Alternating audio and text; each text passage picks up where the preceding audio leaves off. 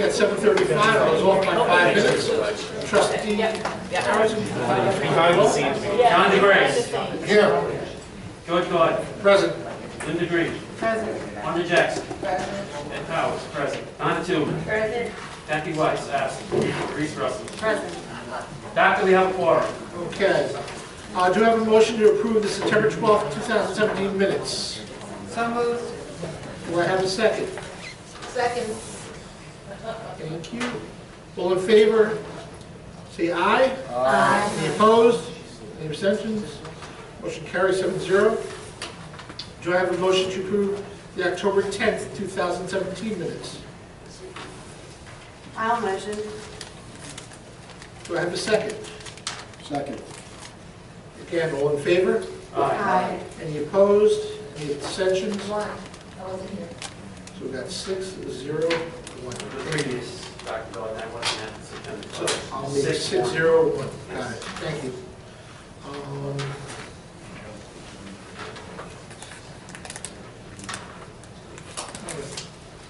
Trustee DeGrace, would you be kind enough to read personnel affirmative action?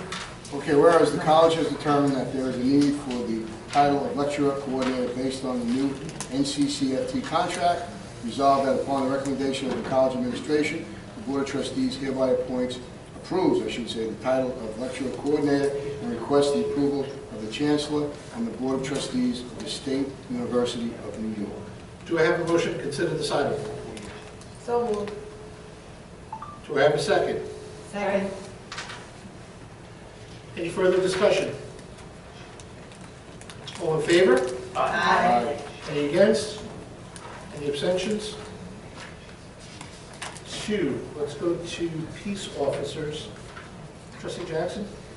Whereas New York State Education Law 6306 and 6310 permit community colleges to grant peace officer status to appropriately trained personnel, and whereas New York State Education Law 60065AB permits community colleges to establish qualifications that the designation of a campus security officer as a peace officer shall be based on, and whereas in January of 2017, the Nassau Community College Board of Trustees approved qualifications for a campus security officer to be designated as a peace officer, and whereas public safety officers Barbara Arias, Carl Haltenkoff, and Wayne James have all met the qualifications approved by the Board of Trustees, and now therefore be resolved that the Nassau Community College Board of Trustees hereby authorizes the appointment of Barbara Arias, Carl Haltenkoff, and Wayne James as peace officers effective November 15th, and be it further resolved that the Nassau Community College Board of Trustees hereby authorizes President W. Hubert King to enter into any and all agreements necessary to implement this resolution. Okay, before we go any further, my apologies to the board.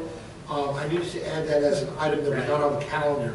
So I'm going to hold that in abeyance for 1 second and ask if I can make a motion under Article 8, Section C6 of the Board's Rules of Procedure to allow for the consideration of an item that did not appear on the calendar, but in which you have previously just heard. Second motion. Okay. So, all in favor? Aye. Any against? Motion carries. Trustee Jackson read it. The foregoing motion. Do I have a motion to consider this item now? Motion. Do I have a second? I will second. Any further discussion on this? All in favor? Aye. Any against? Any abstentions? Motion carries. I believe we are up to the report of the President. I don't need to remind you of the importance of safety on the campus. I know you as board members have the same interest that we do in maintaining a safe environment. And so today I presented at the general faculty meeting a plan and information to raise the consciousness of people on the campus with respect to safety and some actions that we want to take in the course of the next few weeks. As I said, we're reminded of the events that take place in public, such as the terror attack in New York City by a truck. We are reminded by the shooting in Texas in the church there. And we want to be as prepared as we can be for safety on the campus. First, our public safety department undertakes regular training. They train their staff in various areas of safety and managing the affairs of safety on the campus. They also include in that training on active shooter. Chief Rodini conducts for any academic and administrative department that requested information sessions and drills on how to react in case of an active shooter. And he's already conducted several of these sessions, and he will conduct them with any department that asks for it. We've also initiated, as you have been discussing this evening and have adopted the resolution, the process of upgrading the training of our public safety officers. And so when these 3 are trained, we will have a total of 5 who are trained to the level of peace officer. That's a higher level of professional training and expertise, and it's a process that we want to continue. So I want to emphasize that the the public safety officers are our first responders on the campus. Their familiarity with the campus and our personnel, these are great assets in responding to problems.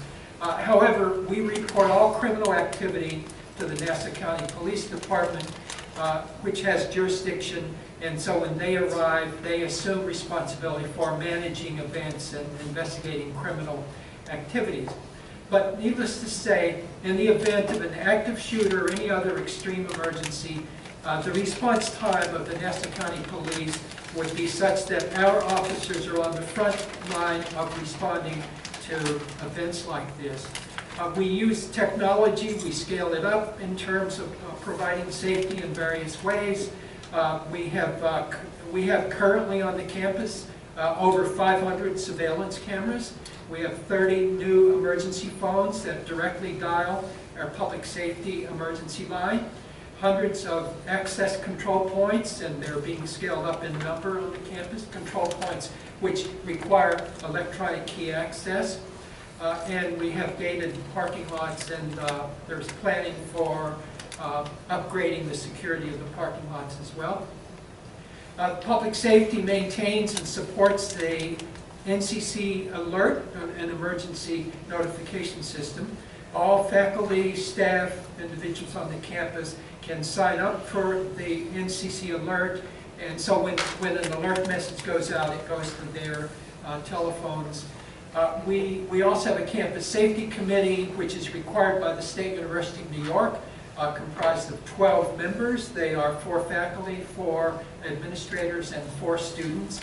It's chaired by Professor Neil Heitz, who is a criminal justice instructor. He also has extensive experience as a first responder and also at a high-level leader of first responders, and he serves as a trainer for other organizations and institutions outside the college.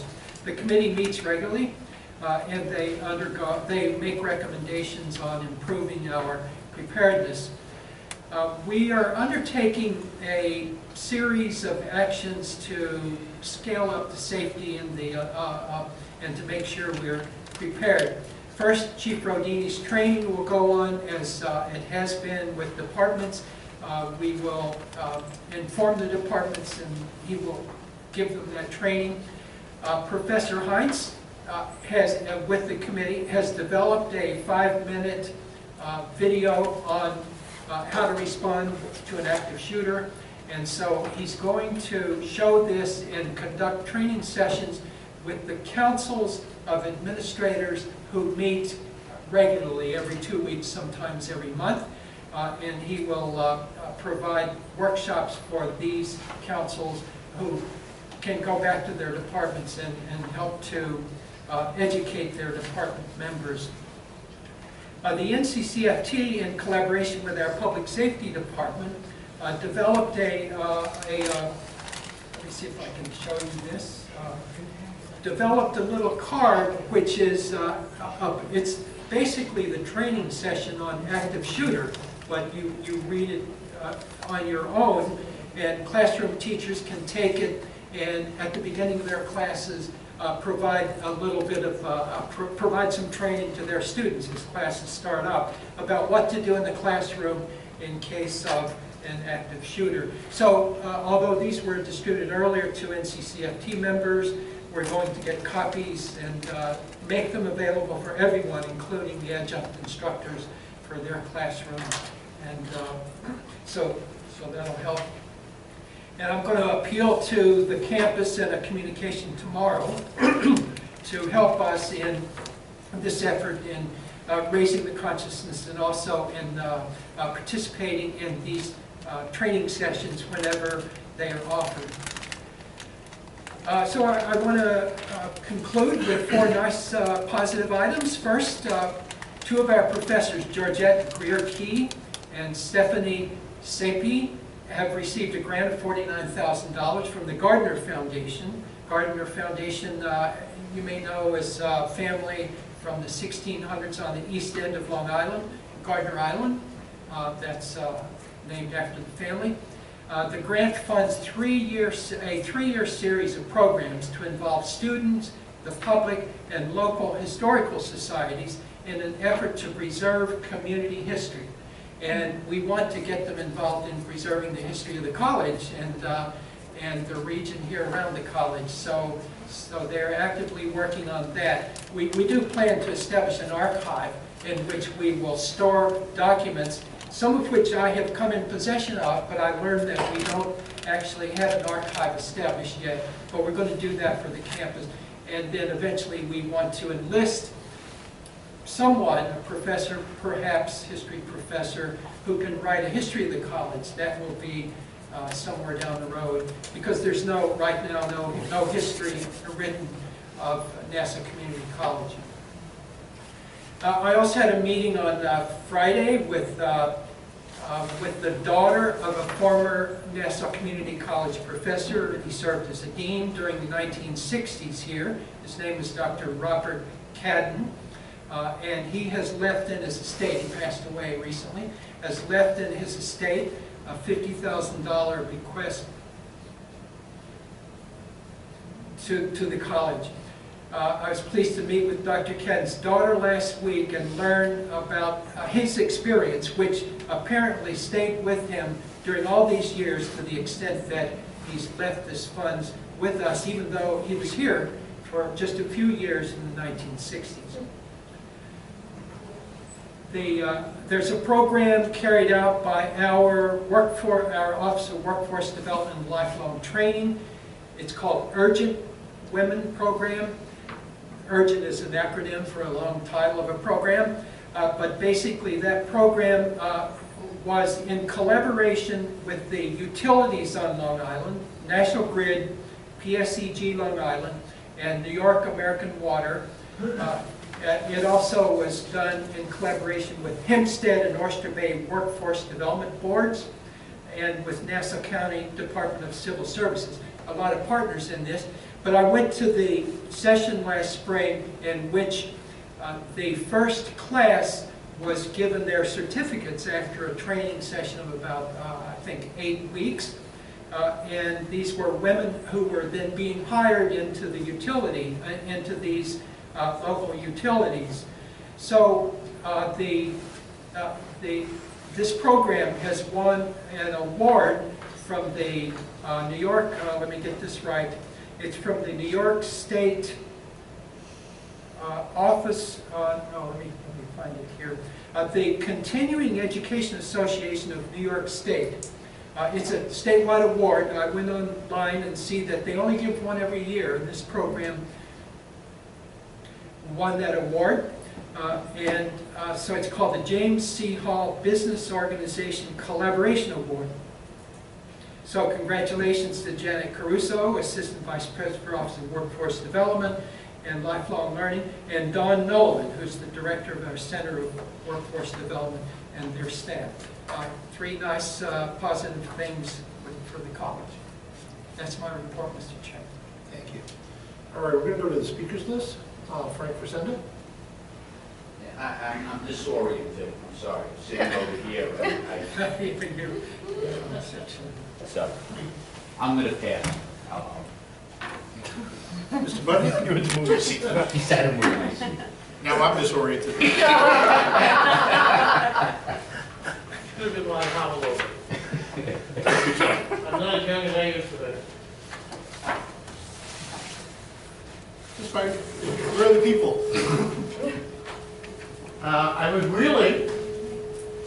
born over in what is now the campus radio station. That used to be the headquarters building of the 1st United States Air Force Headquarters Hospital Complex, which could accommodate over 1,000 wounded who were transported literally with the hundreds across the bridge, the aerial bridge, during World War II to here to be stabilized and sent to their homes and local hospitals across the country, on the trains, on the buses, and other planes. And Mitchell Field had the largest hospital in Nassau County during that World War II and immediate post-World War II period of time. And I was fortunate enough to be born there, and when I was going to college here, that was, amusingly enough, the headquarters of the nursing department. Who could do something more wild than that? Born in the nursing department. Anyhow, I'm here to talk about, actually I'm going to talk about something else. Dr. King, you talked about having a resolution about peace officer status for a number of your personnel. I don't know if anybody's considered these two particular issues. Are there bulletproof vests for these people? Enough said. I'll leave that, and maybe there would need to be enough for all of your campus security personnel, because I used to be a Nassau County Park Ranger. I got shot at 3 times. Fortunately, they missed, and I got attacked a number of times by broken bottles, and things thrown at me, I had firecrackers thrown at me, all sorts of amusing stuff. And you need to help to insulate them. Another thing that's very important is communication. I don't know that you have a direct line to 911, where someone can literally pick up a line and be talking to a 911 operator. The local police departments around here do. Now, if you people are going to be having peace officer personnel here, you should please look into that, and it'll also cut down on the potential response time of the Nassau County Police Department if there is, God help us not to be, an emergency.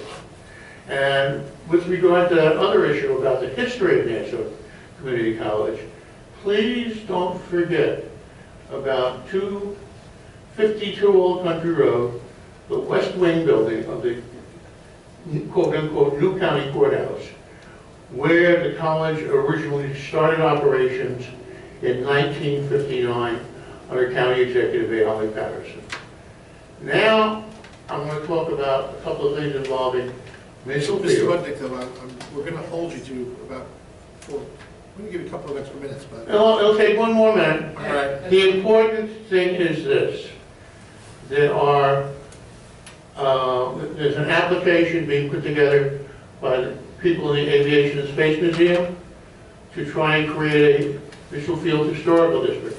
It will need your cooperation, your help, to make sure that for your students and for the entire community of Nassau County, the lessons of World War I, and more importantly, the lessons of World War II, are never forgotten.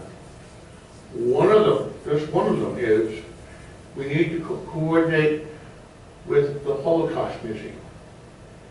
We need to make sure that there's a connection between what happened here in terms of getting America ready for and then launching those planes off to Europe and across the world to stop the Holocaust. Not merely Hitler's Holocaust, but also the Japanese Holocaust that so destroyed so many millions of people nobody even knows. Okay? But that was what Mitchell Field 1st U.S. Air Force headquarters for the Eastern Frontier Air Defense Command, headquarters for the United States Army Air Corps Anti-Submarine Command, 1st Bombardment Command, 1st Interceptor Command. These things need to be recalled because they helped to stop the Holocaust and make the life we can live now that as precious as it is. Doctor, members of the board, I thank you very much for your time and trouble. Thank you so much. God bless you.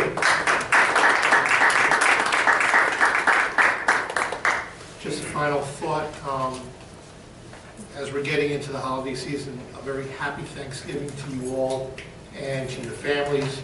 May you enjoy the coming celebrations.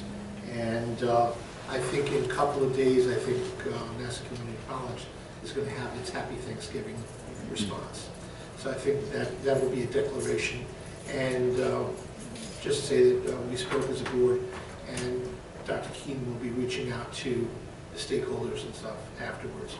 So just to say thank you.